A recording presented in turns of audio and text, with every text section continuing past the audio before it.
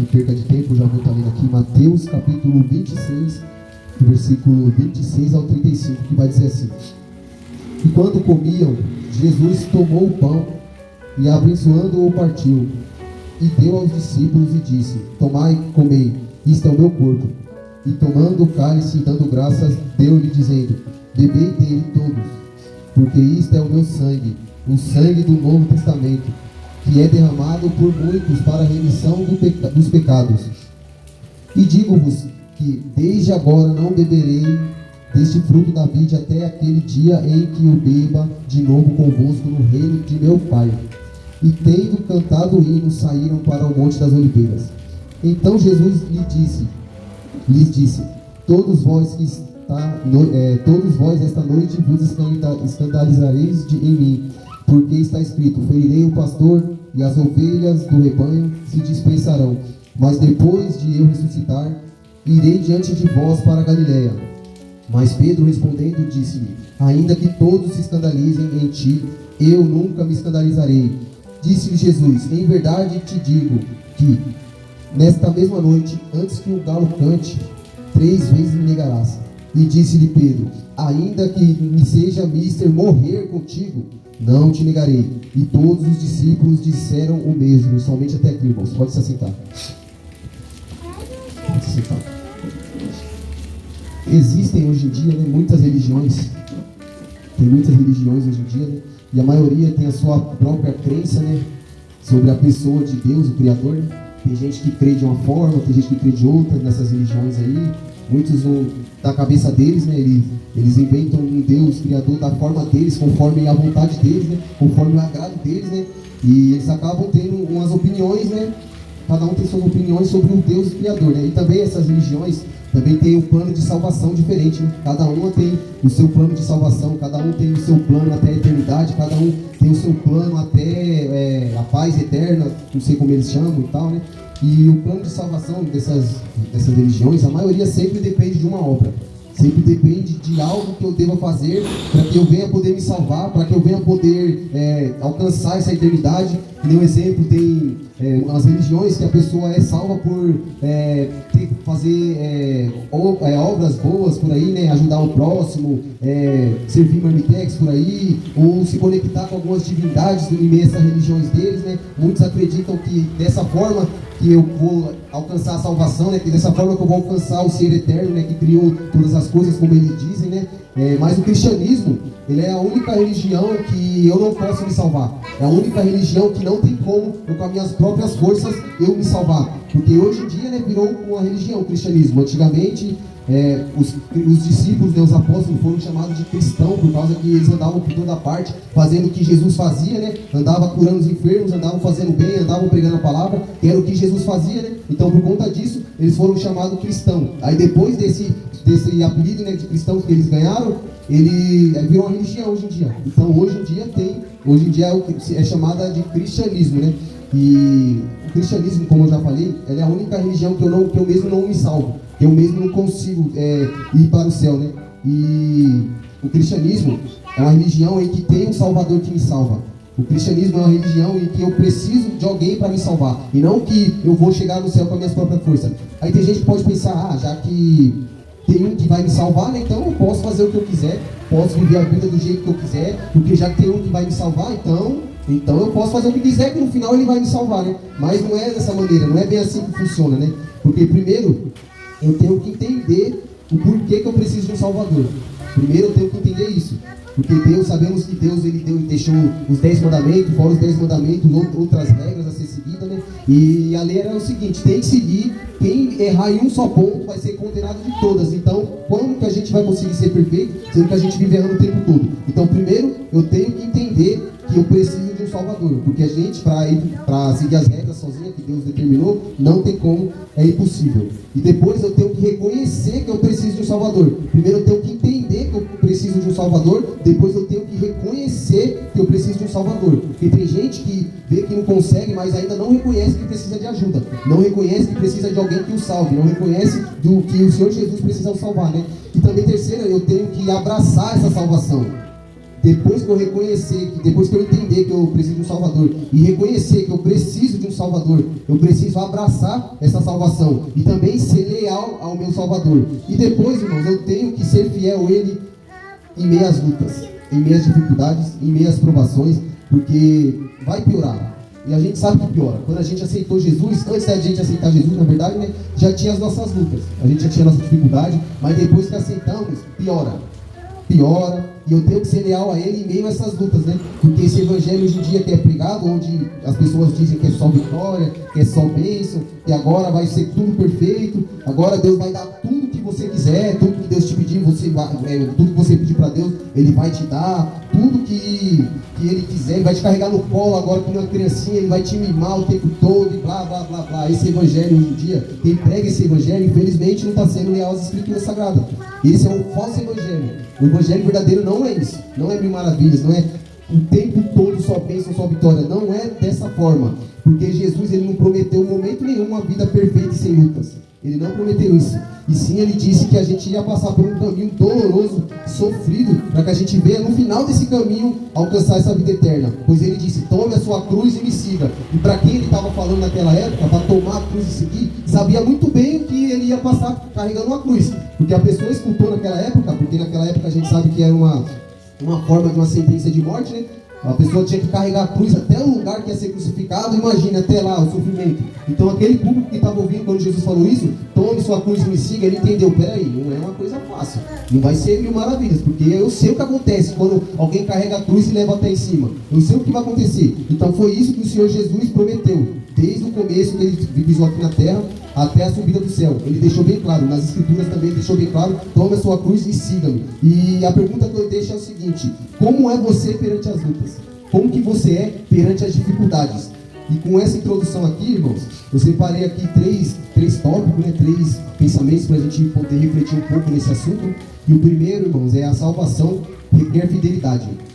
A salvação requer fidelidade. Irmãos, no versículo 17 ao 46, como os irmãos já sabem, né, vai relatar sobre a ceia do Senhor Jesus, né, vai falar os momentos finais do Senhor Jesus. Eu não vou aprofundar muito, porque os irmãos aqui já sabem como funciona, né. Depois, no versículo 47 diante, a gente vê o Senhor Jesus ele sendo preso, né, o Judas indo lá trair ele. Antes o Judas combinou com os escribas, os fariseus, o que ele ia ganhar para trair Jesus, onde que eles iam encontrar com o Senhor Jesus. Depois a gente vê do versículo 47 ao 56 o Senhor Jesus sendo preso, né? Depois do 57 ao 68 a gente vê o Senhor Jesus sendo julgado e agredido, né?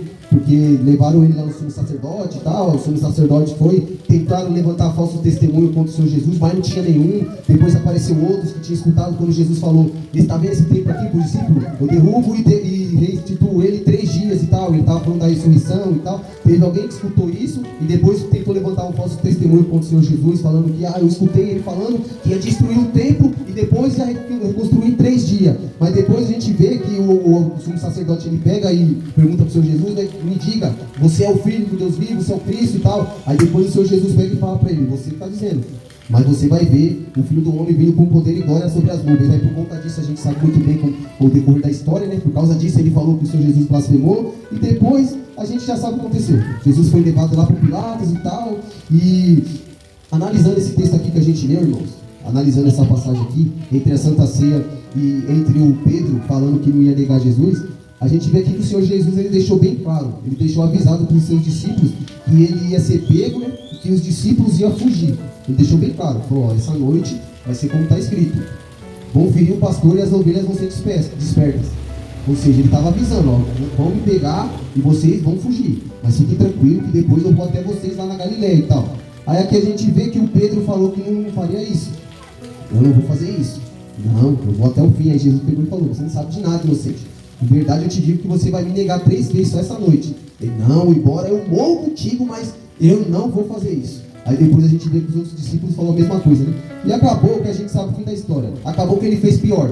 Ele falou que não ia fazer isso, porque tem no outro evangelho, ele fala mais ou menos assim: embora que os outros façam isso, eu nunca farei isso.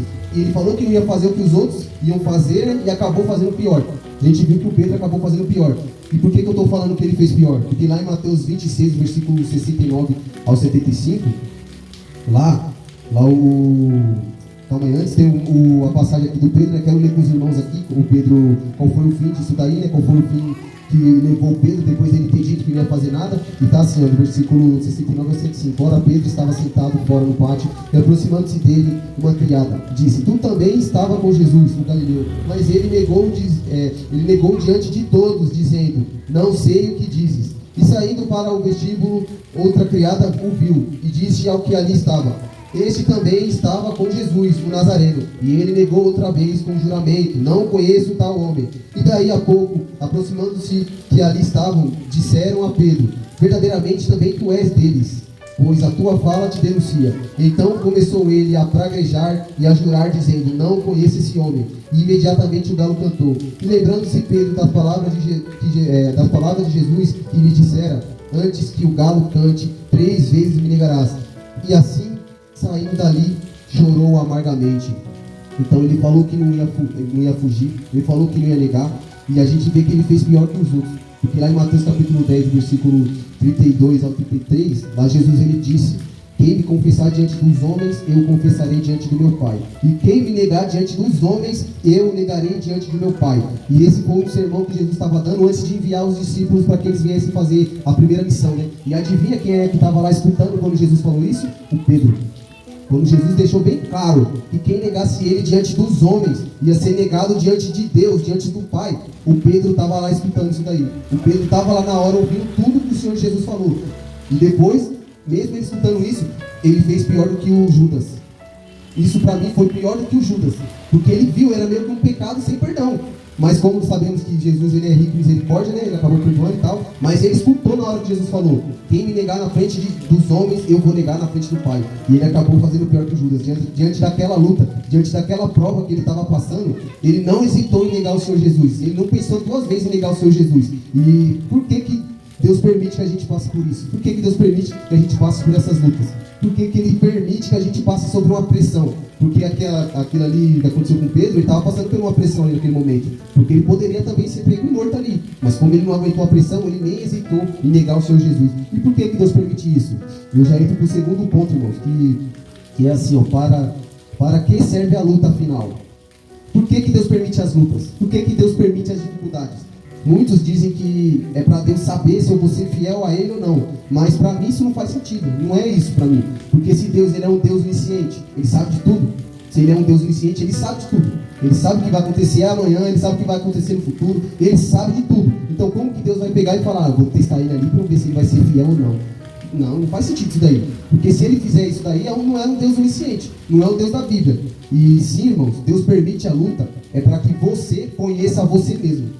E não para Ele te conhecer, porque Ele já conhece a todos.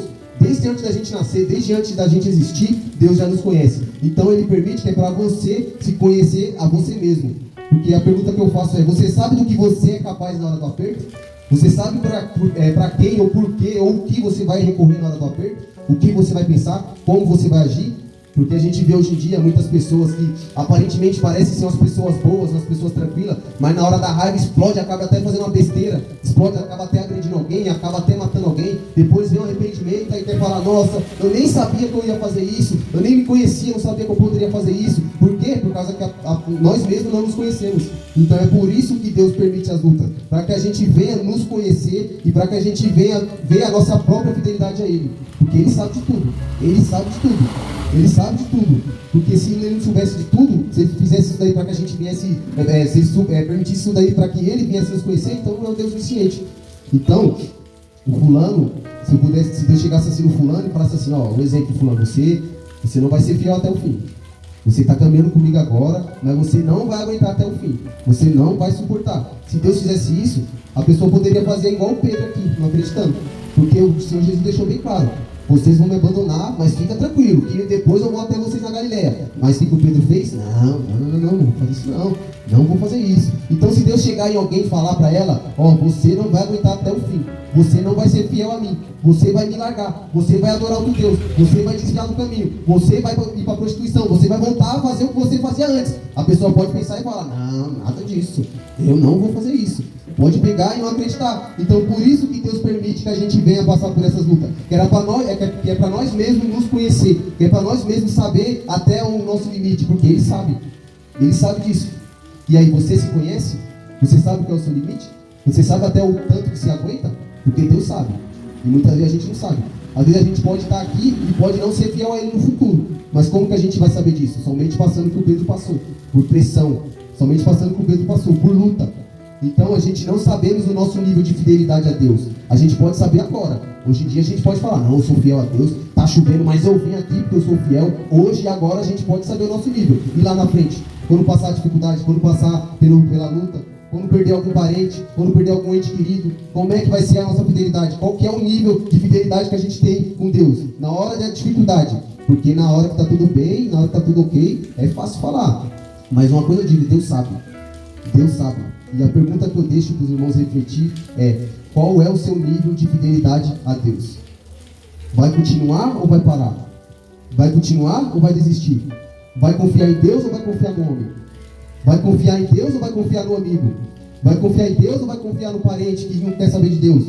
Então, se você for fiel a Deus um dia, como nós somos diariamente a gente acaba não sendo fiel a Deus. O Senhor, eu tenho uma notícia para dar aqui nessa noite para os irmãos que estão aqui, para os irmãos que veio. Eu tenho uma notícia maravilhosa da graça para dar para você essa noite. Porque mesmo nós sendo infiel a Deus o tempo todo, mesmo a gente sendo infiel como foi aqui o Pedro, Deus continua sendo fiel a mim e a você. Mesmo a gente errando com Deus, Ele continua sendo fiel a mim e a você. E eu já passo para o terceiro ponto, irmão. O terceiro ponto é a consequência do amor a Jesus. A consequência do amor a Jesus. Porque se a gente for ver, depois da mancada que o Pedro deu, lá em João, capítulo 21, do versículo 15 diante, a gente vê que o Senhor Jesus foi lá e comeu com eles, depois que o Pedro negou. Jesus foi até eles, comeu com eles, depois que comeu com eles, a gente vê o diálogo que Jesus teve com Pedro. Pedro, você me ama? Pedro, você me ama? E mesmo Pedro respondendo que ele amava Jesus, mas não com o amor que Jesus esperava que ele o amasse, mesmo fazendo isso, Jesus pegou e falou para ele assim: apacenta minhas ovelhas. Ou seja, Jesus perguntou: você me ama? Com amor que a gente sabe que no grego é ágape, né, que é um amor que é diferente. O Pedro respondeu com amor, como fosse um afeto. Tem até umas versões que está escrito assim: tenho muito afeto por ti e tal. Tu sabes que eu tenho afeto por ti. Ou seja, o Pedro não amava Jesus como Jesus estava requerendo naquele momento. E depois a gente sabe que ele amou do jeito que Jesus queria, até morreu por Jesus e tal. Mas naquele momento, o Pedro não amava Jesus como Jesus queria que ele amasse. Mas mesmo assim, Jesus falou: apacenta minhas ovelhas. Ou seja, mesmo a gente não amando o Senhor Jesus como se deve amar, mesmo a gente não fazendo isso, tem um lugar na graça de Deus para pessoas igual a mim e igual a você, que vive mandando mancada, vive falando com Deus, vive não sendo fiel a Ele. Ele está dando uma chance. Ele está dando uma chance. Ele está chamando para nós que nós venhamos apacentar as ovelhas dele. Ele está chamando nós para que nós venhamos caminhar com Ele. Mesmo a gente não amando Ele como deve, Jesus está dando uma chance. Jesus está dando uma chance. Então que a gente venha fazer igual o Pedro, depois quando ele falhou com o Senhor Jesus, e não igual o Judas. Que a gente sabe qual foi o fim do Judas. O Judas, ele pegou e se matou. O Judas não foi até Jesus igual o Pedro foi. O Judas, se a gente for ler lá em Mateus 27, a gente vai ver que o Judas, depois que ele traiu o Senhor Jesus, ele foi até aquelas próprias pessoas que odiavam Jesus. Eles chegaram nos fariseus que compraram, que foi comprado por eles, né? O Judas chegou até eles e falou: pequei contra o sangue inocente, e tentou devolver o dinheiro. Aí o que os fariseus fizeram? Não pegaram e ainda falaram: o que tem eu contigo? Em outras palavras, o problema é seu, o que a gente tem a ver? Você traiu porque quis. E depois, quando o Judas fez isso, ele pegou e se matou. Jogou a moeda lá com raiva e depois foi lá e se matou. Então, na hora da luta, na hora da dificuldade, na hora do aperto, na hora que a gente falhar com Jesus, que a gente venha procurar pessoas que querem saber de Jesus, que a gente venha procurar o Senhor Jesus e não procurar pessoas que não querem saber de Jesus, como fez o Judas. Porque aquelas pessoas ali não queriam saber de Jesus. Aquelas pessoas ali odiavam Jesus. E o erro da humanidade é, às vezes, estar com problema, estar com dificuldade financeira ou com a dificuldade espiritual e querer buscar conselho de quem não quer saber de Jesus, de pessoas que odeiam Jesus. O fim vai ser que nem o do Judas. O fim vai ser que nem o do Judas. Então, que a gente não vê escutar essas pessoas, porque eles podem dar conselhos para a gente fazer coisas terríveis, para a gente fazer coisas horríveis que podem pegar e piorar essa situação, irmãos. Então, que a gente venha na hora do aperto, a gente ia fazer que nem o Pedro fez, que a gente vá até o Senhor Jesus, porque só Ele que vai fazer a coisa certa, só Ele que vai falar a coisa certa, só Ele que vai dar a direção correta. E se hoje, irmãos, hoje quem está aqui nessa noite quer aproveitar essa chance de voltar para a graça, de aproveitar essa oportunidade da graça. Se você está aqui e quer aproveitar essa chance, hoje Jesus está perguntando: tu me amas? Hoje Jesus está perguntando, tu me amas? Então apacenta minhas ovelhas. Hoje Jesus está perguntando, tu me amas? Então vem pregar minha palavra. Hoje Jesus está perguntando, tu me amas? Vem fazer parte do meu povo. Tu me amas? Então vem garantir o seu lugar na mesa, no banquete que vai ter no final, lá na eternidade, ao lado de Jesus, ao lado de Abraão, Isaac e Jacó. Hoje Jesus está perguntando, tu me amas? Então vem caminhar comigo. Amém?